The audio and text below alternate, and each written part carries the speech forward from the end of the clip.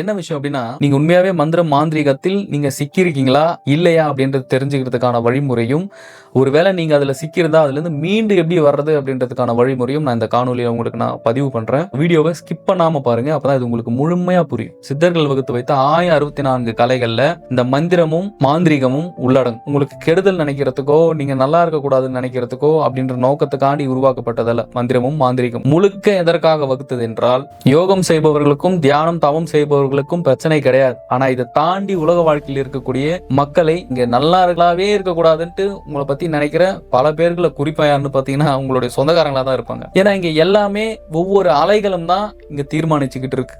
நீங்க பாத்தீங்கன்னா நீங்க நல்ல விஷயங்களே திங்க் பண்ணீங்கன்னா உங்களை சுத்தி நல்லதாவே நடக்கும். நீங்க கெட்ட விஷயத்தை திரும்ப திரும்ப நினைச்சிட்டு இருந்தீங்கன்னா அந்த கெட்ட விஷயம் தான் சீக்கிரமா நடக்க ஆரம்பிக்கும். இதான் வந்து எண்ண அலைகளுக்கு இருக்கிற ஃப்ரீக்வன்சி. இது ஏன் நான் சொல்றேன்னா, நீங்க நல்லதே தான் நினைச்சுக்கிட்டு இருப்பீங்க, ஆனா நீங்க நாசமா போனோம் அப்படின்ட்டு நினைக்கிறவங்க இருக்காங்கல்ல, சோ அவங்களுடைய எண்ண அலைகள் உங்களை அடிச்சு தூக்குறதா இங்க பிரச்சனை. இப்படி அடுத்தவங்களுடைய எண்ண அலைகள் உங்களை பாதிக்காம இருக்கணும் அப்படின்றதுக்காக இந்த எந்திர சக்தி, மந்திர சக்தி, தந்திர சக்தி, இந்த 3 சக்தி தான் இங்க இயங்கிட்டு இருக்கு. இதுல குறிப்பா பாத்தீங்கன்னா, நீங்க ஒரு வீடு கட்டினாலோ இல்ல ஒரு பைக் வாங்கினாலோ ஒரு கார் வாங்கினாலோ நீங்க மகிழ்ச்சியா இருப்பீங்க, ஆனா உங்க பக்கத்து வீட்டுக்காரன் வயிறு எறிவான். அப்படி அவங்களுடைய வயிற்றெரிச்சலும் பல பேருடைய எதிர்மறை எண்ணங்களும் அவங்க உமிழும் போது உங்களுடைய மனம் எளிமையாக உள்வாங்க. அதை உள்வாங்கினதுக்கு அப்புறம் உங்களுடைய எனர்ஜி மொத்தமா லோல போகும். அப்படியே உங்களுக்கு ஃப்ரீக்வன்சியே மாற ஆரம்பிக்கும், கை கால் வலிக்கும், இந்த மாதிரி சிம்டம்ஸ் எல்லாம் இருக்கும். நான் அது தெளிவா உங்களுக்கு எக்ஸ்பிளைன் பண்றேன். இந்த எந்திர சக்தினா என்ன அப்படின்னா, அதாவது எந்திரத்தை வைத்து செய்யக்கூடியது. அதாவது பாத்தீங்கன்னா, நீங்க யூஸ் பண்ற கார், நீங்க யூஸ் பண்ற ஜுவல்ஸ், அதுக்கப்புறம் நீங்க யூஸ் பண்ணி தூக்கி போட்ட டிக்கெட்டா இருக்கட்டும், இல்ல நீங்க யூஸ் பண்ணி தூக்கி போட்ட பேப்பர், உங்களுடைய பென், உங்களுடைய முடி, உங்களுடைய காலடி மண், உங்க பாக்கெட்ல இருந்து இல்ல நீங்க தூக்கி வீசுற சின்ன சின்ன பொருள்கள்லயுமே வந்து உங்களுடைய தன்மை அதுல இருக்கும். அதை கொண்டு போயிட்டு எந்திரம் அப்படின்னு சொல்லப்பற இந்த உடலில் இயங்கக்கூடிய பிராண சக்தியினுடைய வேகத்தை குறைச்சிருவாங்க. இந்த எந்திரமானது அதீத வேகமாக செயல்பட ஆரம்பிக்காது. உங்களுக்கு பாத்தீங்கன்னா வயசு ஒரு 28 30 தான் இருக்கும். ஏன்னா 60 70 வயசு ஆனவங்க மாதிரி ஃபீல் ஆவீங்க. காலையில உங்களால தூங்கி எழுந்துக்க முடியாது. ஏன்டா நம்ம எழும்புறோம் அப்படின்ற மாதிரி இருக்கும். படுத்துக்கிட்டே இருக்கலாமா அப்படின்னு தோணும்.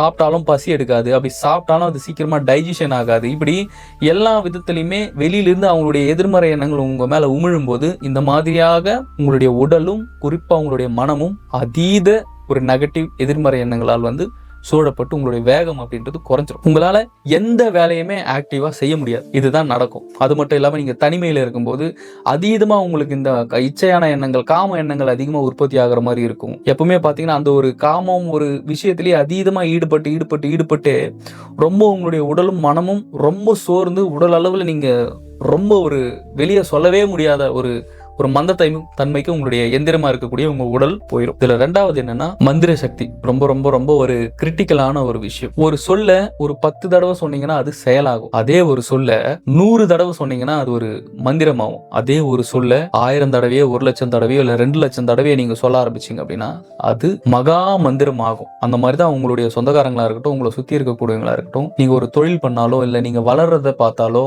அவங்களுக்கு சுத்தமா பிடிக்காது. இல்ல உங்க பையன் ஒரு படிப்புல ஒரு மேன்மேலும் அவங்க பையனை விட வளர்ந்து போனாலும் அவங்களுக்கு பிடிக்காது.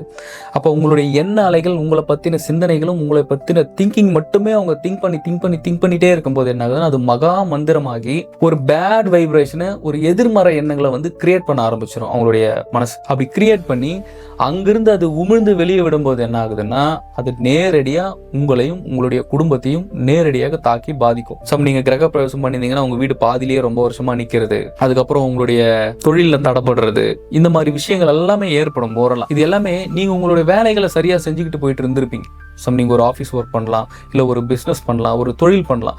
நீங்க அதுல எந்த தப்பும் பண்ணியிருக்க மாட்டீங்க. ஆனா உங்களுக்கு நல்ல லாபம் வந்துகிட்டே இருந்திருக்கும். ஆனா திடீர்னு ஒரு நாள் பாத்தீங்கன்னா கம்ப்ளீட்டா அதனுடைய லாபமும் அதனுடைய வேகமும் குறைஞ்சிரும். இதுக்கெல்லாம் காரணம் என்னன்னா, இந்த மாதிரி எதிரில் இருக்கக்கூடியவங்க உங்களுடைய பக்கத்துல உங்களோட சொந்தக்காரங்க இல்ல உங்களோட பிசினஸ் பார்ட்னர், இவங்க உங்களை பத்தி அதீதமான ஒரு நெகட்டிவ் வைப்ரேஷனையும் ஒரு நெகட்டிவான ஒரு எதிர்மறை எண்ணங்களை அவங்க திங்க் பண்ண அவங்களுடைய பேட் வைப்ஸ் அவங்களுடைய ஆரா வந்து உங்களை அட்டாக் ஆகும் போது உங்களுடைய தொழில் வேகம் குறைஞ்சிருது, உங்களுடைய லாபம் குறைஞ்சிருது, உங்களுடைய வீட்டில் கணவன் மனைவிக்குள்ள பிரச்சனை. நீங்க சொல்றத உங்க மனைவி கேட்க மாட்டாங்க, உங்க மனைவி சொல்றதை நீங்க கேட்க மாட்டீங்க, உங்க ஃபேமிலியில யாருமே மாத்தி ஒருத்தர் சொல்றதை ஒருத்தர் கேட்டுக்கவே மாட்டாங்க. இதுதான் மந்திர சக்தியோட அதீதமான ஒரு மோசமான செயல் அப்படின்னு சொல்லலாம். இந்த 2 விஷயத்துல இருந்தும் உங்களை சுத்தி இருக்கிற எல்லா பேட் வைப்ல இருந்து நீங்க எளிமையா வெளியே வரணும்னா ஒரே ஒரு வழிதான் இருக்கு. அதுதான் சித்தர்கள் கையாண்ட தாந்திரீக சக்தி.